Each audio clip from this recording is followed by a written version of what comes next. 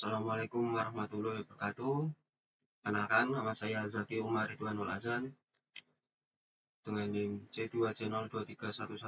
Saya dari Prodi Informatika angkatan 2023 untuk Universitas Muhammadiyah Semarang.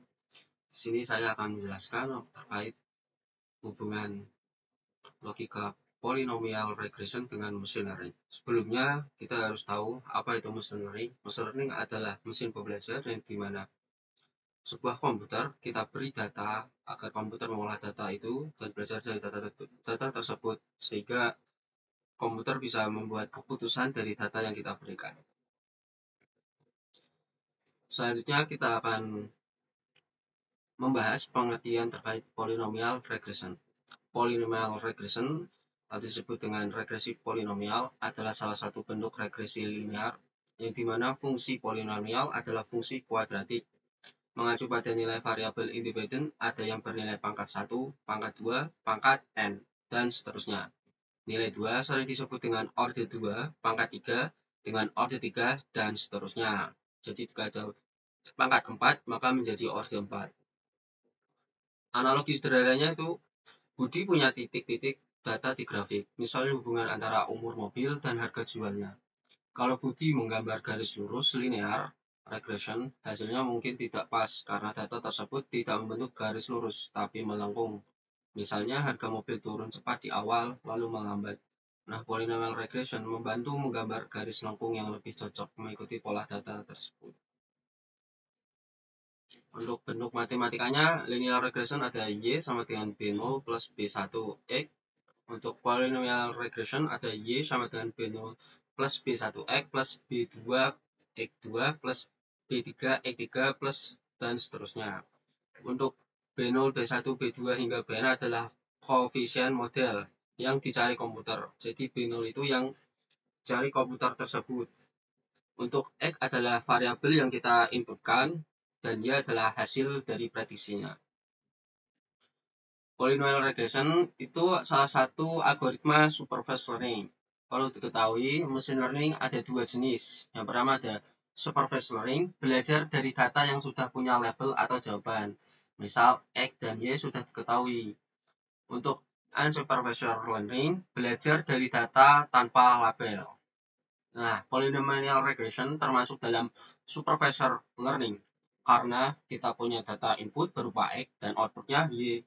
Untuk tujuannya mencari hubungan matematis agar komputer bisa memprediksi Y dari X yang kita inputkan atau X baru, inputan baru. Lalu hubungan langsung dengan machine learning ada polynomial regression. Itu dalam polynomial regression data input disebut variabel X dan output disebut variabel Y. Prosesnya mencari hubungan antara keduanya dengan menghitung koefisien A, B, C sehingga berbentuk rumus seperti Y sama dengan A plus BX plus CX pangkat 2. Rumus ini kemudian digunakan untuk memprediksi nilai Y, baru berdasarkan nilai X yang dimasukkan. Untuk machine learning, dalam machine learning, data input disebut feature, dan output disebut dengan label atau target. Komputer mempelajari hubungan keduanya melalui proses training model, bukan dengan rumus manual. Setelah belajar model dapat digunakan untuk memprediksi hasil baru, inference, dari data yang belum pernah dilihat komputer sebelumnya. Lalu, sini ada langsung ke studi kasus. Dalam dunia pertanian, jumlah pupuk yang diberikan kepada tanaman memiliki pengaruh besar terhadap hasil panen yang diperoleh. Namun, hubungan antara jumlah pupuk dan hasil panen tidak selalu bersifat linear. Terlalu sedikit pupuk menghambat pertumbuhan, sedangkan terlalu banyak justru bisa menurunkan hasil karena kejenuhan atau kerusakan tanah akibat pupuk. Oleh karena itu, pendekatan regresi polinomial orde 2 kuadratik pangkat 2 dapat digunakan untuk memodelkan hubungan non-linear antara jumlah pupuk dan hasil panen. Model ini mampu menggambarkan kenaikan hasil panen yang awalnya cepat, lalu melambat seiring meningkatnya jumlah pupuk. Di sini saya ada data yang dimana X itu jumlah pupuk per kilo ada 1 kilo, 2 kilo, 3 kilo, 4 kilo, 5 kilo, dan 6 kilo. Untuk hasil panennya ada per kilo juga ada 10 kilo, untuk pupuk 1 kilo, dan seterusnya hingga untuk pupuk 6 kilo hasil panennya ada 95 kilo. Nah, di sini saya menggunakan orde 2 yaitu dipangkatkan 2, ada Di sini rumusnya untuk 1 itu adalah 1 pangkat 2 X-nya dari X ini, lalu pangkat 3, 1 pangkat 3 ini, seterusnya hingga pangkat X4.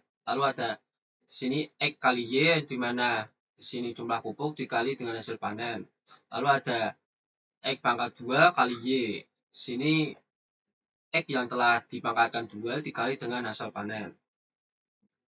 Lalu metode analisisnya menggunakan model regresi polinomial order 2 yang berbentuknya ada Y sama dengan A, X2 plus BX plus C.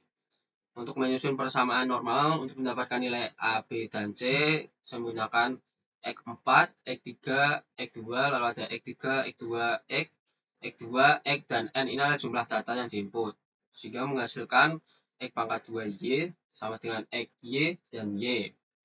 Ini menggunakan untuk fungsi Excel-nya menggunakan rumus miniverse dan mod untuk menyelesaikan sistem persamaan tersebut. Hasilnya dari hasil perhitungan di Excel diperoleh 2, 3, dan 5. Sehingga di sini saya mendapatkan model regresinya adalah Y sama dengan 2 kali 2 plus 3X plus 5.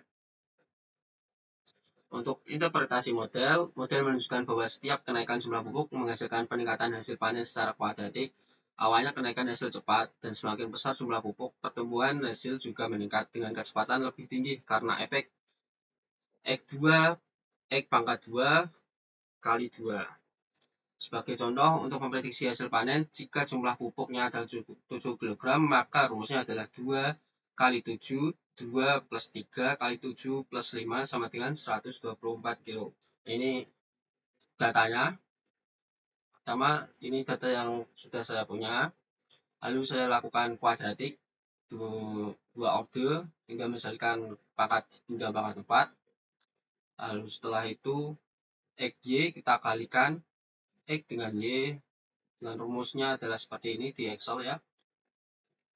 Untuk selanjutnya, X pangkat 2 kali Y, berarti X pangkat 2 ini dikali dengan ini, seterusnya. Lalu kita menjumlahkan semua yang hasil hitungan ini, di bawahnya dengan sum. Untuk pupuk, hasilnya semuanya ada 21, maaf. Lalu hasil panen 275, untuk kuadrat 2 ada 91, kuadrat 3 ada 441, kuadrat 4 2275, untuk Y 1260, dan untuk X pangkat 2 kali Y dan 638. Selanjutnya kita memasukkan metrik normal equation. Metrik normal equation ini dimasukkan sesuai dengan rumus metrik normal equation-nya. Di sini ada X4, berarti kita memasukkan jumlah dari pangkat X4. Di sini ada 2275, lalu ada X3 memasukkan pangkat dari jumlah X3, lalu X2 dan seterusnya hingga N. N ini adalah jumlah data pupuk.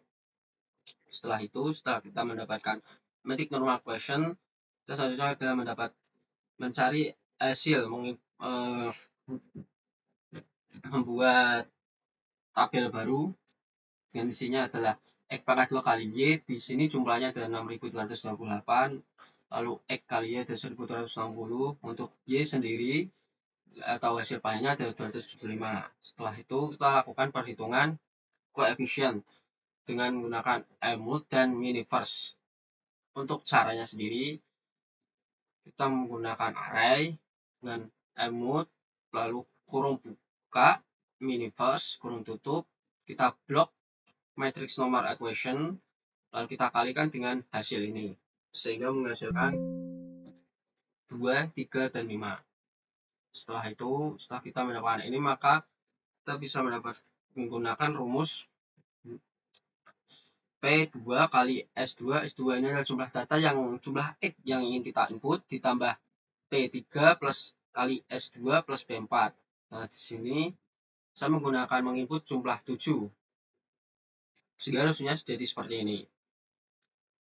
Jadi L116 itu adalah 2 dikali dengan 7 jumlah data yang saya input, ditambah dengan 3 dikali dengan 7 lagi jumlah yang saya input, dan ditambah dengan 5. Hasilnya 124. Untuk diagramnya seperti ini. Ini adalah hitungannya yang baru saya input. Kesimpulan.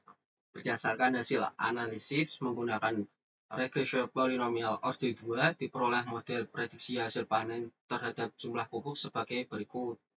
Y adalah hasil yang dicari sama dengan 2 kali 2 plus 3 2X kali 2 plus 3X plus 5. Model ini menunjukkan bahwa hubungan antara jumlah pupuk dan hasil panen bersifat non-linear, di mana penambahan jumlah pupuk memberikan peningkatan hasil panen yang semakin besar hingga titik tertentu. Secara umum, regresi polinomial orde 2 mampu menggambarkan hubungan nyata antara variabel input dan output dengan cukup baik tanpa membuat model menjadi terlalu kompleks. Namun demikian, pemilihan orde model harus dilakukan secara hati-hati. Jika orde degree polinomial dibuat terlalu besar, maka model akan tampak sangat baik dalam menyesuaikan data pelatihan, tapi justru berisiko mengalami overfitting. Overfitting berarti model terlalu menghafal data yang ada, bukan memahami pola yang sesungguhnya. Akibatnya, ketika model diuji dengan data baru, hasil prediksi bisa menjadi tidak akurat. Model yang terlalu fit sering kali mengabaikan faktor-faktor lain yang dapat mempengaruhi hasil panen di dunia nyata, seperti kondisi cuaca, kualitas tanah, atau jenis tanamannya.